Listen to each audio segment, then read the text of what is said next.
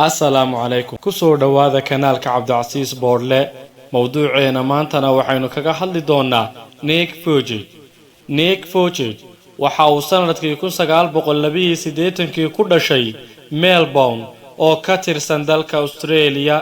waxaanu ku dhashay xanuun bilaadanka marmar iyo dhif lagu arko kaasi oo ah inuu dhashay isagoo ay ka maqan yihiin labada lugood iyo labada gacmoodba markii ugu horeysay ee uu dhashay hooyadii waa ay diiday inay aragto ama ay qabato iyadoo kalkaalisadii ay u haysay muddo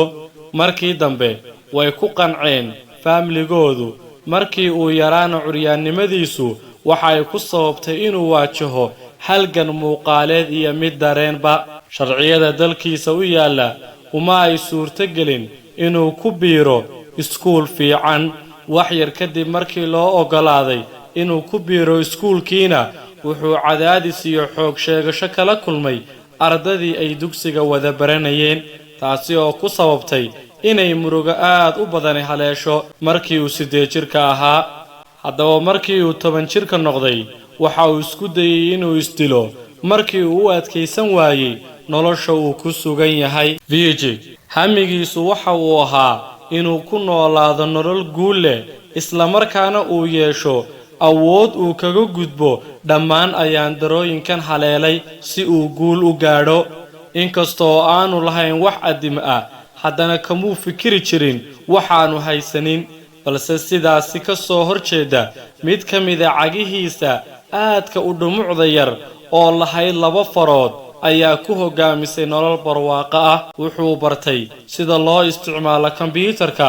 waxaanu halkii minad qori karaa 40 xaraf sidoo kale waxa uu awood u yeeshay inuu tuuro kubadda tenniska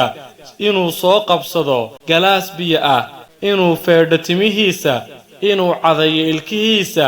inuu telefoonka u jawaabo isla markaana uu gadhka xiirto wuxuu ciyaari karaa noocyo badan oo ka mid ah isboortiga sida goobta dabaasha iyo waxa loo yaqaan skydiving waxa uu 2 bachelor degree ah ka diyaariyay xisaabaadka iyo dhaqaalaha waxa uu ku guuleystay in uu noqdo qof dadka dhiirigeliya waxaanu u socdaalay dhammaan adduunka oo dhan isagoo la hadlay 3 milyan oo qof oo ku kala nool in ka badan 44 wadan isagoo barayay dadka sida loo rumeeyo riyooyinkooda waxaana ka mid ah hadaladiisii ugu caansanaa markuu dadka dhiirigelinayo dream big my friend and never give up we all make mistakes but none of us are mistakes markii dambe waxa uu aasaasay urur la yiraahdo Life Without Limits iyo shirkad la yiraahdo Attitude is Altitude 2002